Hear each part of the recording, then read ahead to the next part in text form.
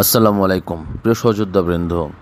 আমি গতকাল একটা ভিডিওর মাধ্যমে আপনাদেরকে একটা বার্তা দিয়েছিলাম যে যে সমস্ত কোম্পানি বন্ধ রয়েছে বা যে সমস্ত কোম্পানি নিয়ে বিভিন্ন রকম গেম হয়, আমি সরেজমিনে গিয়ে তদন্ত প্রতিবেদন করব।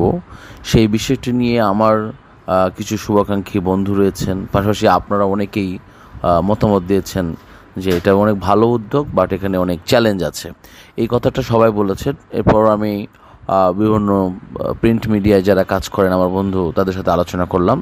তারা সেই বিষয়টি নিয়ে আমাকে আগে পরামর্শ দিলেন যে আগে আমার চ্যানেলটিকে, অর্থাৎ যে চ্যানেলে আমি আপনাদের সাথে এলবিডি শেয়ার মার্কেট টিপসে বিনিয়োগ বাজার নিয়ে কথা বলি, শেয়ার মার্কেট নিয়ে কথা বলি, সেই চ্যানেলটি যেন সব ধরনের নিউজ এখানে থাকে, তার একটি প্রস্তাবনা তারা দিয়েছেন। তাছাড়া যদি শুধুমাত্র বিনিয়োগ বাজার কেন্দ্রিক এই নিউজ চ্যানেল হয়ে থাকে এবং সেটা নিয়ে যদি আমি কোনো রকম এই ধরনের তদন্ত প্রতিবেদনে যাই, তাহলে তারা আমাকে এই বিষয়টি একেবারে মানে এক ধরনের উদ্দেশ্য প্রণীত বা আমাকে একটা বিপদমুখী করার একটা তাদের চেষ্টা থাকবে এবং সেটা তারা সফল হবে।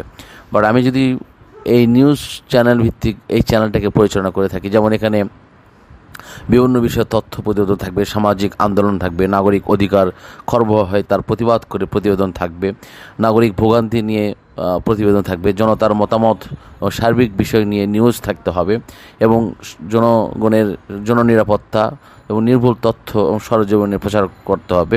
ভেজাল খাদ্যর বিরুদ্ধে স্লোগান দিতে হবে এবং ভেজাল খাদ্য কোথা থেকে কিভাবে হয় সে ব্যাপারে প্রতিবেদন থাকতে হবে। বিভিন্ন রকম জনসচেতনমূলক স্লোগান আমাকে এখানে দিতে হবে। পাশাপাশি স্বাস্থ্য সচেতনতা বিষয়ক রোগ বালাই, যেমন ধরুন এই যে করোনা বা ডেঙ্গু, চিকনগুনিয়ার উৎস প্রধান, কোথা থেকে এগুলো আসে, এই ধরনের নিউজ ভিত্তিক চ্যানেল করতে হবে। পাশাপাশি অসহায় বাস্তুহারা মানুষের নিয়ে কাজ করতে হবে এবং যারা জনগণের সাধারণ নাগরিক অধিকার থেকে বঞ্চিত কিংবা এই দেশের একজন নাগরিক যে সমস্ত অধিকার পেয়ে থাকে আইনের মাধ্যমে বলেন বা যে কোনো ধরনের একটি নাগরিক সচেতনতামূলক বিভিন্ন ধরনের আমাকে ভিডিও প্রতিবেদন সহকারে প্রকাশ করতে হবে। এরপর কিংবা পাশাপাশি তিনি বলেছেন, যেমন আজকে আমি ছুটি ছিল, বাট আমি আজকে ইচ্ছা করলেও হয়তো সে ফ্যাক্টরি দিকে যেতে পারতাম না, কারণ আজকে ফ্যাক্টরিগুলো বন্ধ ছিল।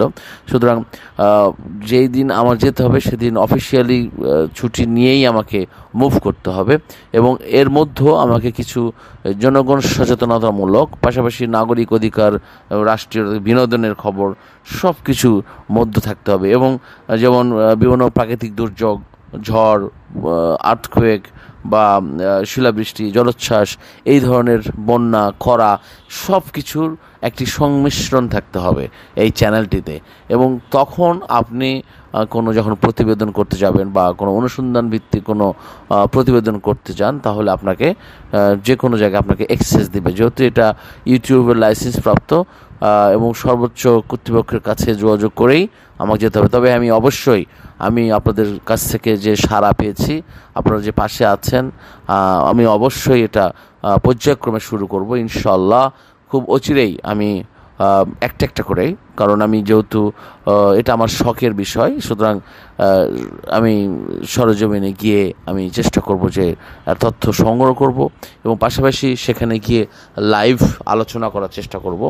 এবং আজকে আমি একটা জিনিস সেটা করতে চাই। আমি আজকে যে 5ই আগস্ট অর্থাৎ ইন্টারিম গভর্নমেন্টের আজকে যে ঘোষণাপত্র, সেটা মানিক মে এভিনিউ সংসদ ভবনের দক্ষিণ প্লাজার পাশে, সেই জায়গায় আমি চেষ্টা করব বিকালবেলা গিয়ে আপনাদের সাথে লাইভে সংযুক্ত হতে এবং একটি সঠিক বস্তুনিষ্ঠ তথ্য, কারণ এই ঘোষণাপত্রের মধ্যে যদি নির্বাচনের যে প্রপোজালটা বা প্রস্তাবনাটা বা আমরা পত্রপত্রিকায় পেয়েছি যে জাতীয় নির্বাচনের রূপরেখা আসতে পারে, তাহলে সেটা বিনিয়োগ বাজারকে ভালো বেশি প্রভাবিত করবে। সো আমার এই চ্যানেল থেকে যেটাই হোক না কেন, সব কিছুর মধ্যেই বিনিয়োগ বাজার কেন্দ্রিক একটি ইমেজ থাকবে। বিনিয়োগ বাজারের একটি আদর্শ প্ল্যাটফর্ম হিসেবে গড়ে ওঠার জন্য আমরা কাজ করব।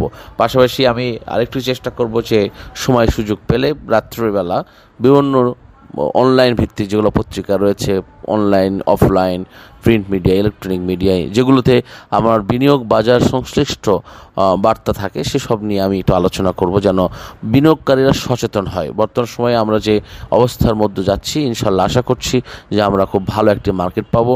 মন খারাপ করার কিছু নেই বা হতাশ হওয়ার কিছু নেই। গতকাল যে 50 সূচকের পতন হয়েছে, এটা বাজার কারেকশন হয়েছে, প্রফিট হয়েছে।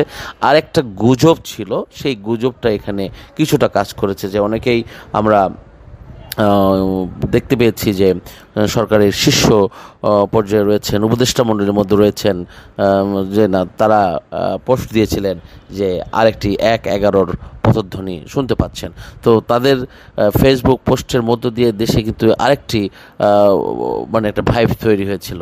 সো এই বিষয়গুলো কিন্তু আমাদের কাছে, আমাদের বিনিয়োগ বাজারকে বা অস্থিরতা তৈরি করার জন্য, কিংবা আমরা জানেন যে আমাদের বাজারে কিন্তু তথ্যের উপর অনেকটা প্রভাবিত হয়। সো সেই জায়গা থেকেও আমাদের সূচকের পতনের অনেক কিছু কাজ করেছে। সো আমি আপনাদের সাথে আছি, আপনারা আমার সাথে আছেন, এটা আমার কাছে একটা আনন্দের এবং গর্বের।